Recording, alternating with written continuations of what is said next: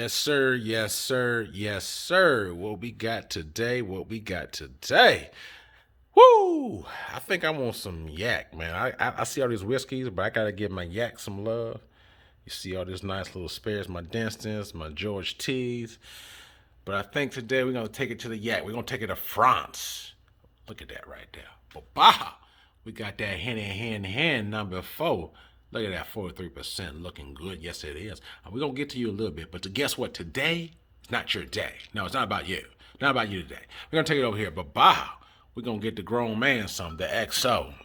It's the only XO cognac I got in the building, sitting at 40%. Ade Fussigny XO, looking like a big ass, pretty much a cologne bottle up in here. Big ass heavy top. Look at that right there. Cologne bottle XO. And we're going to also do this right here. We're going to do the Kelt. Nice little, look at the color right there. Kelt. This one has a little voyage ticket on it because it goes by sea all around the world. Kelt Tour de Mont VSOP. Ocean matured 40%. Grande Champagne. There's the bottle. We got a side by side. We got 2 yaks in the building. These are the ones that ain't quite as known. So we know about the Hennessy, we know about the Hen Dog, but we don't know about the Ade Fussigny, and we don't know as much about the Kelt. So that's why I'm here to help educate and share. Drams on deck. We got a cognac on deck. Side by side. Let's do it. Let's go. What's going on, baby? We back at it again. Another hot review for you. Drams on deck. Whew. Today, my fellow Dram sippers, today we got a little something different. We got a little something special. Today we got 2 cognacs in the building. Today is cognac night. Today we have the Kelt VSOP, and we also have the Ade Fussigny XO. Both of them are in the building. Yes, sir. Both sitting at 40% ABV. Yes, they are. And they some hitters. So I think most people, when they think of cognacs in this country, probably maybe a handful of them come to mind. So if you go to the club, or if you just talk in general, you go to someone, or just a general friend's house, you're normally going to see either some Martell, Hennessy, Remy Martin. Usually one of those 3. You know, even I would say nowadays, Jay-Z's brand, you also will see that, the newer one. But for the most part, you're going to see the big 3, which is Martell, Remy, and you're going to have Hennessy. So those are the ones that kind of dominate this U.S. market. You go overseas, in France, that may be a little bit different. But, you know, obviously Douce has come up in the last couple of years. But for me, I always try to find like the authentic, the real, the kind of slept on, the less marketed, the less well known, the more you have to seek to find hidden gems. And I think this is what 2 of these, in my opinion, I think I hit on both those counts. So just jump right in real quick. Here's a bottle of the Kelt VSOP. Yes, sir. This is a little tag. I'll get to that in a second.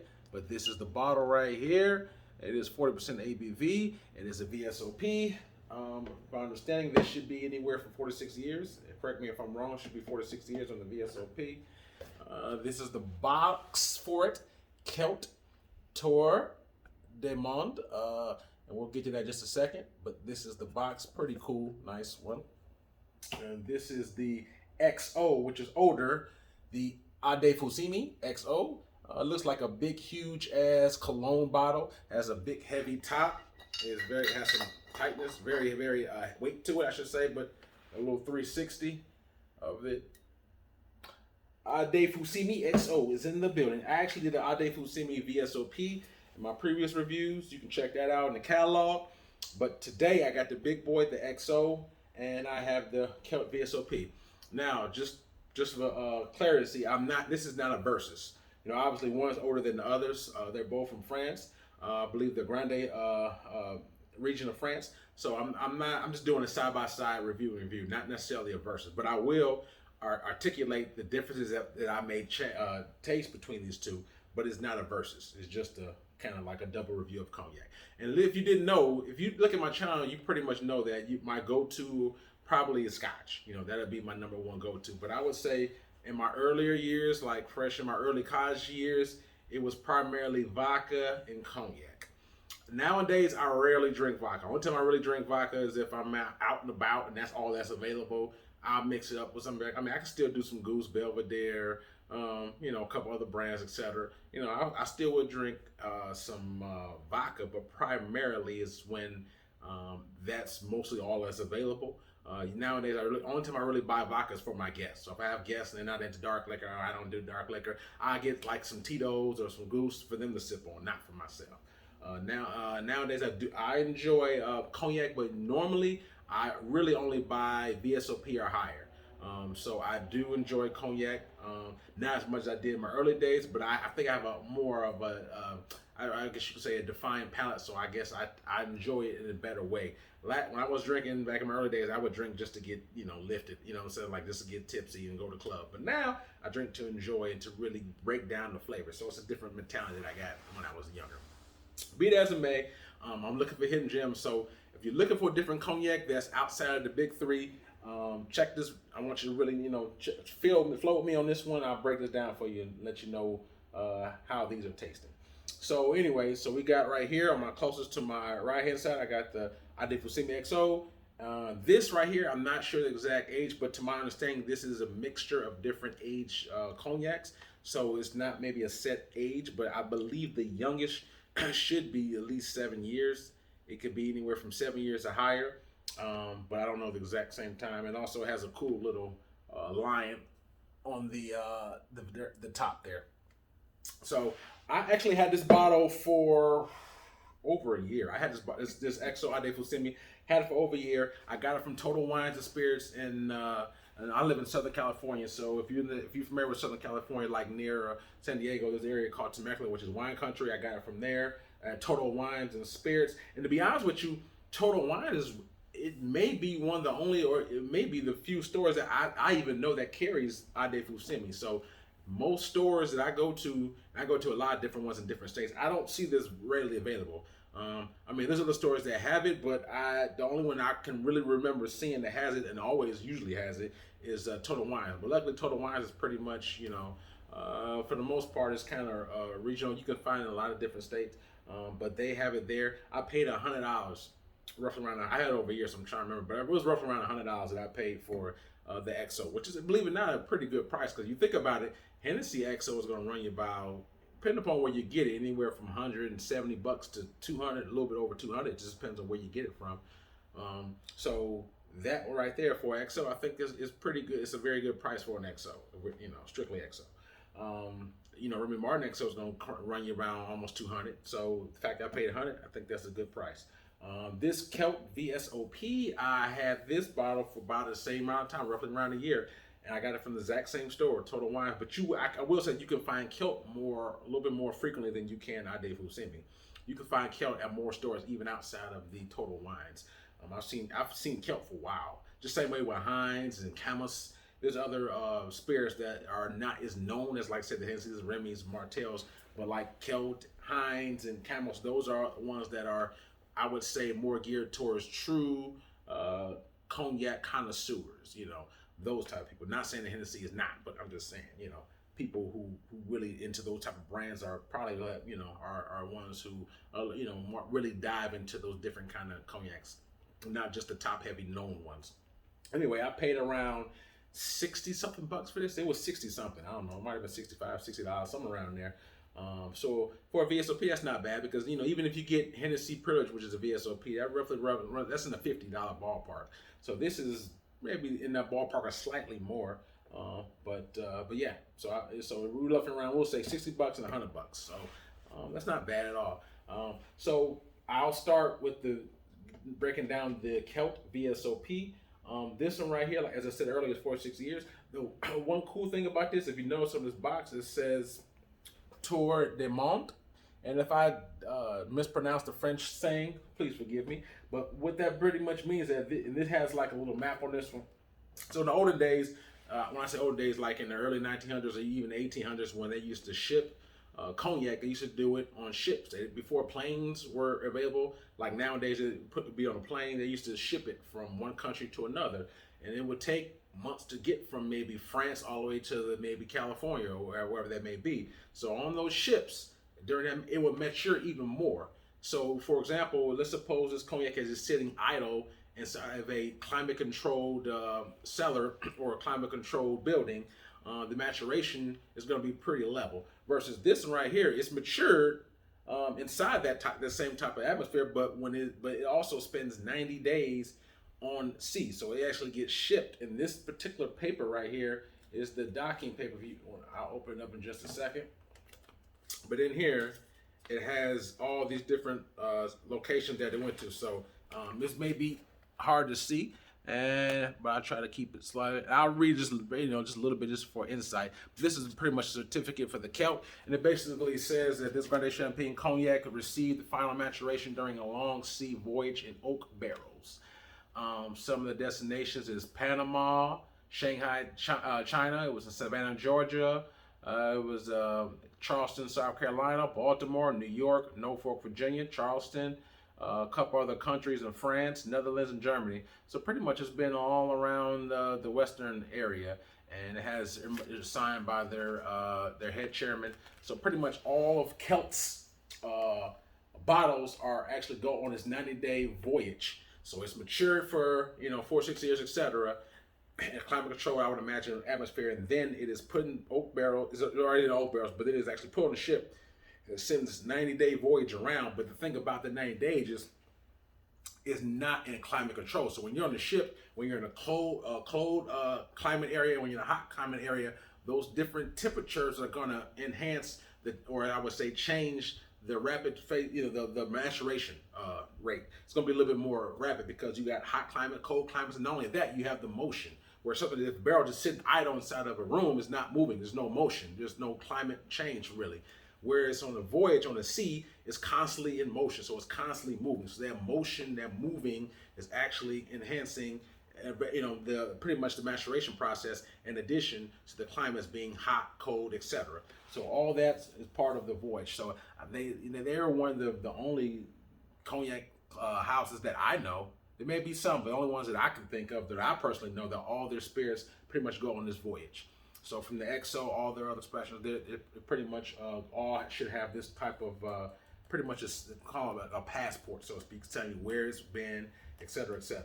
So that's the cool thing about Kelt. Kelt has a 90-day voyage on sea, and it actually enhances the maturation process that I don't think any other cognac that I know of does that as well. So that's cool about that. 4-6 years, and we're gonna nose it, we're gonna taste it, and we're gonna score it. That being said, take a look at the colors. Pretty typical medium amber color. Yes it is. Yes it is. Has a little bit of creaminess to it. Nothing heavy though. Legs ain't dripping too hard. But yeah. So right now, let's see what this nose is talking about. Man, very grape, very wine-like.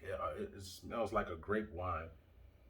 I smell some oak, some sweet fruit, like like a apple, in addition to the grape. It has a very nice, pleasant, sweet, soft wine oak smell. And I'm not big a nose guy. I don't buy spirits to smell. Like I buy cologne to smell. I buy spirits to drink. But I will say there are certain spirits that really do it for me. And this is a nice nose on a cognac. I will tell you that right now. Grape, apple, oak, wine. Very pleasant. Very pleasant. I like it. The nose is nice. It's not offensive. I got my nose deep up in it. And it's not like hurting my eyes, not hurting my head. Very nice. That being said, let's take this first sip and let's see what we got.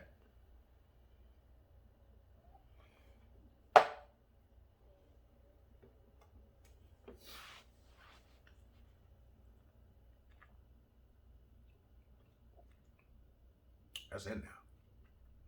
Yes, sir. Yes, sir. I'm taking one more sip. One more sip. I like to take 2 sips to really let the flavors settle in on my palate and really soak in deep so I can really dive into the notes a little bit better for you. One more sip, and I'm going to tell you about more of this taste.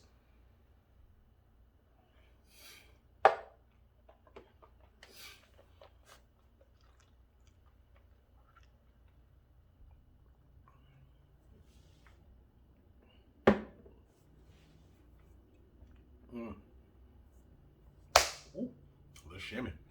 Mm.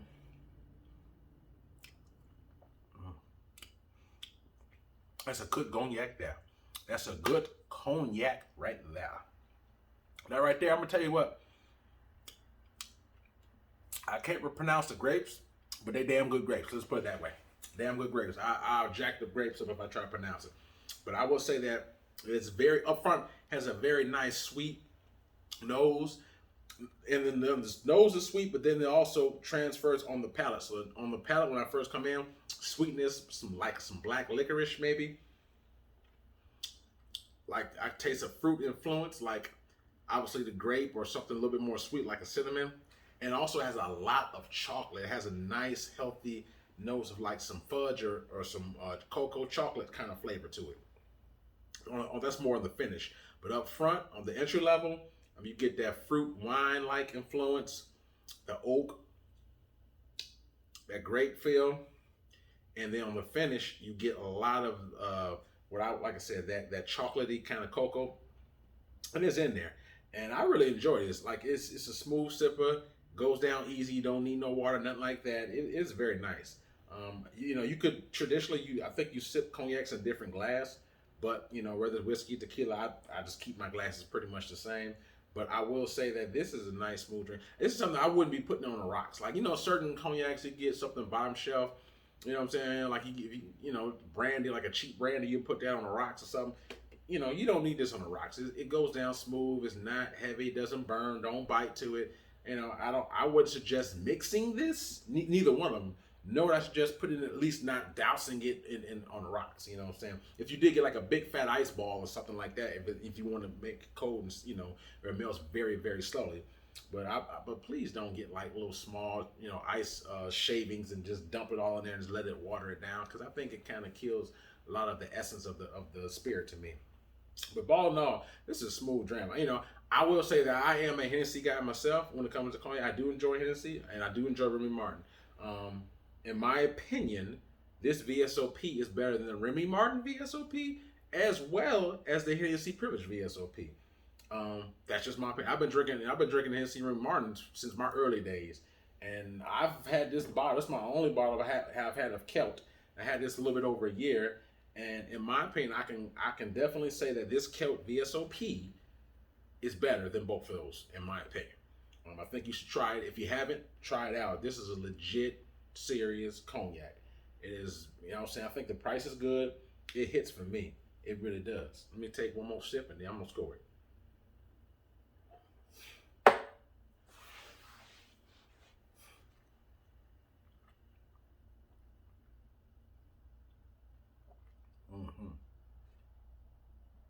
Fruit, grape, wine, cocoa. Nice, smooth. It's a nice balance. Up front, the sweetness, the oak, the fruit, and then on the finish, so you get a lot of that chocolatey kind of cocoa feel. All in all, and even the finish is a very good medium finish. Even though this is 40%, it has a nice lingering effect to it. I mean, it lingers more than the typical 40%, I would say.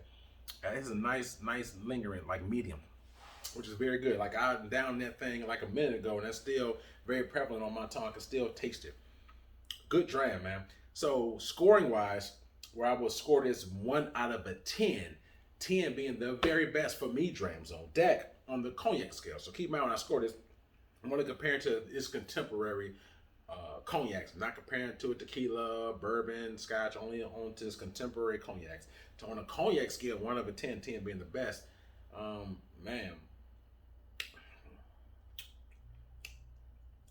I give this 8 3/4. So 8.75, 8 3/4 on the cognac scale. This thing it gets busy for me. Smoothness, chocolatey, has a nice like sweetness from the grape, like a sweet oak on it. It's nice, balanced, smooth.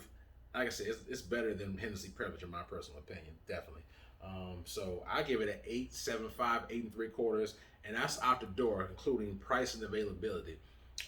I mean, it's available. You can get it. It's not gonna be every store, but you could definitely get it. I think it's relatively priced. It's in the $60 range. So I think for a VSOP, that's not bad for a VSOP. I mean, obviously you can get some VSOPs, at $40 or so. This is $6, but keep in mind, it's been on a. Everyone should have this voyage passport certificate, so to speak. So the fact that it takes that, I don't know, it's not a big deal per se for some people, but I like the fact that it takes that extra step of the way. They don't cut corners and they take it on that 90-day voyage.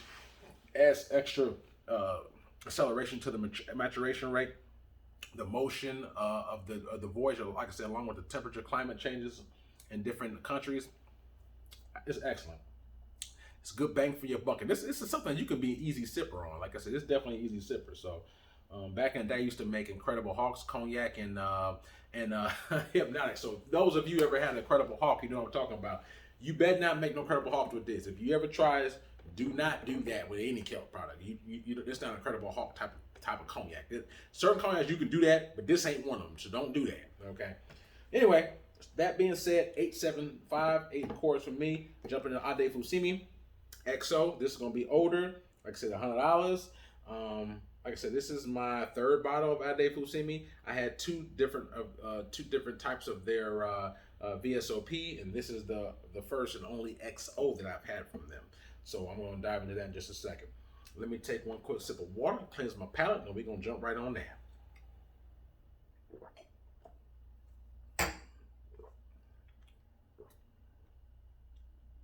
All right, Ade Fussigny. This one seems a little bit darker. Not much, but slightly, very slightly darker than the VSOP. But keep in mind, this is older. If I'm not mistaken, it's a mix of older whiskey, so it should be a little bit darker. Has a medium or light creaminess to it. Let's see what we got on the nose.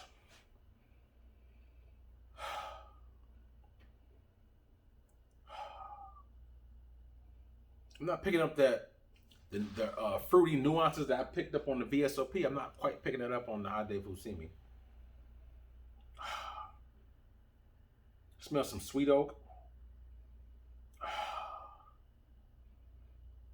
Like some kind of licorice or kind of sweet spice. That's what I'm picking up on this one.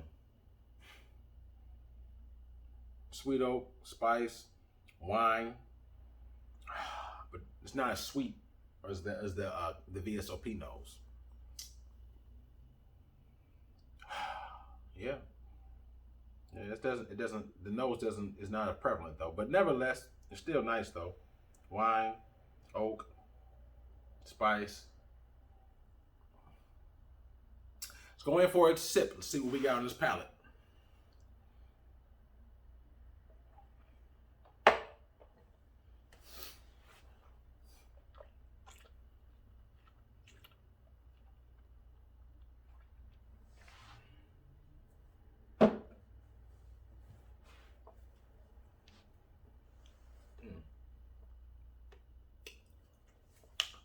All right now. Definitely a bit more bolder. Let me take one more sip. You know, I'm a two sipper. First sip opens, second sip really saturates. Let me take one more sip and I'm gonna dive on more on these notes on the palate. Cheers.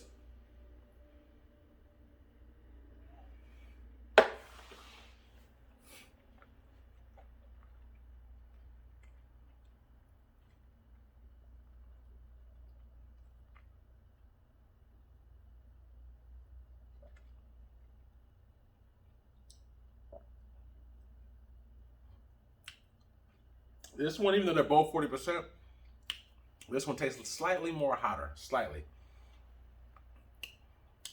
So the fruit factor is not as heavy on this one, but what I do pick up more vanilla, oak, spice. This one has more spice on it. Spice like nutmeg, cinnamon.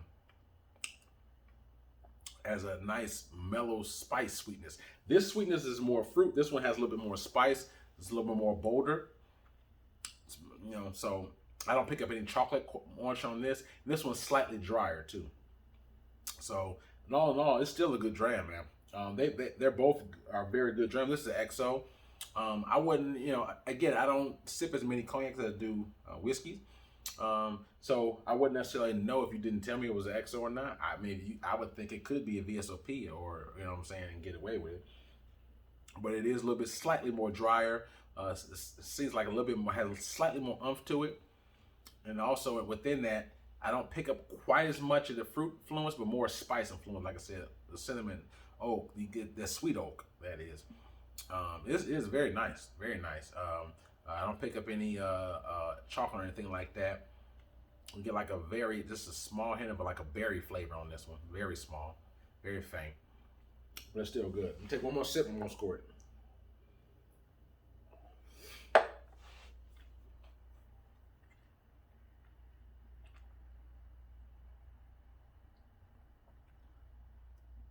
Mm-hmm. So like the grape flavor is very mellow, and it fades kind of background. As I take it down the hatch, you pick up a little bit more grape. But I think maybe because it's older, since it's been sitting in barrels longer, maybe it takes more oak flavor and maybe slightly less of the fruit flavor. No, no, it's still a good dram. It's slightly more drier, more spice. It feels more bolder, a little bit more hot, even though it's not like ABV wise. But it tastes slightly more heavier than this. This was more open, more fruity. Um, you get chocolate on this one. This one is more bolder. It tastes slightly hotter. You get definitely more spice on this. You get some fruit, but very faint on the back end. But definitely up front, you get some wine, you get some sweet oak, and a lot of spice. This one, you get more fruit, like I said, the wine influence. You get the grape, the apple, and the like cocoa chocolate factor. They're both good, man. If I had to rate this Ade Fussigny 1 out of a 10 on a cognac scale, 10 being the best for me, Drams on deck. I like this, man. I give this a solid 8 out of a 10. And that's on price, taste, availability. But even though it's an XO, I was always, some people assume, oh, the XOs or the older ones are always better. And that's just a matter of opinion. Someone may feel differently, that they may like this XO more than the VSOP. It's just a matter of opinion. But to me, I like this one more because I taste more fruit factor and I taste the chocolate factor. That's why. This one is slightly more spicier and more heavier.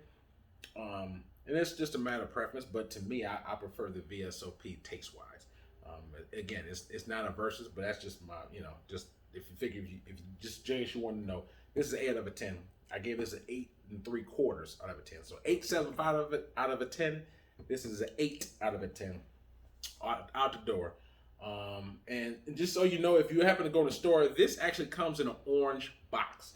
When I bought this, I think I threw the box away. I had this over a year, so I think I threw the box away. But if you happen to be in that Total Wines and you see this, it more likely will be inside of an orange box. This says Ade Fussigny with the little lion on the front of it. I think it has like purple writing or whatever. So anyway, but this is the box obviously for the Kelt, and Kelt comes in the XO as well. I believe the Kelt XO is like $160 or so. It depends on where you get it from, but ballpark 160 for the XO for Kelt. The Ade Fussigny XO is $100. So this XO is gonna be more expensive than this one. But obviously, it does take that voyage, like I said, so I think that enhances it. All in all, maybe the factor is the age and the fact that I had a 9-day voyage with emotion and climate control. Climate change definitely affects the taste. They're both solid. I don't think you can go wrong with either one. Like a $100 XO, this is solid nevertheless. So you can go either way with that one. But I hope y'all got something out of it, man. I enjoyed the review, man. Definitely wanted to share that with y'all. So all my cognac drinkers who only do the Hennessy and XO, if you're looking for something different, like if you're in the liquor store and you want something different for yourself or maybe for your guests, like you don't want a typical Remy XO, or maybe you're tired of drinking that, or Martell, you want something different. I think these two spirits, right, these two brands in particular, Kelt and Ade Fussigny, even the VSOP, I reviewed this in my catalog as well. The VSOP for this gets busy too. So I think that one's around $40 maybe, or something around there. So it's give or take. So both of these brands, Kelt and Ade Fussigny, I've never had a bad expression from either one of them. Someday I'm going to get the XO for this one, but they both are good. I've never had Heinz. That's another solid under the radar cognac that's not as known in the American markets as it is maybe in different countries. Another one is Camus. I think it's CAM, is it PUS? I want to say. I'm going off the top of my head. I could be wrong. But those brands, these two and those, Heinz and Camus, those are all solid cognac brands that can get with, you know, like I said, the Remy's, the Hennessy's, et cetera, et cetera. So these are the less known ones. So I'm showing them some love. I'm giving them flowers, and I'm putting people on, just people who may not know it. You know, if you have had these spirits, let me know your thoughts. I want to know what you think about these things. I want to know how do you feel? What was your experience with it? Where'd you get it from, et cetera, et cetera. So hit me in the comment block. I always try my best to respond, and also keep that in mind. I also in my description box, I have a Instagram page. So I also have a lot of pictures of bottles I have not yet reviewed and other stuff in there as well. So please check that out as well. Also, if you choose, now I'm pushing much, I also have a Cash App Patreon. If you choose to support, I'm an independent reviewer. Everything I have, I just pretty much do on my own. So you guys just interacting with me and showing is all I really need. So I really appreciate your time, your affection, and everything, man. And also, if you haven't already, check out my boy, Dark Spirits. He is another reviewer. He has a lot of good spirits. He's like whiskey like me, so check him out as well, man. He definitely does some great hot reviews, so check him out, my boy Dark Spirits, man. But all in all, man, hope y'all, we in summertime, hope y'all enjoying yourself. Got a lot of new hot reviews coming on the way. And I also got that Hennessy Master Blenders #4. That review is coming soon. You probably can't see it. I have it up in the background right up there. Hennessy #4, sitting at 43%. That review is coming as well. So stay tuned, man. I just appreciate the time, interaction, everything, man. Y'all stay safe out there. Drams on deck. Yes, sir.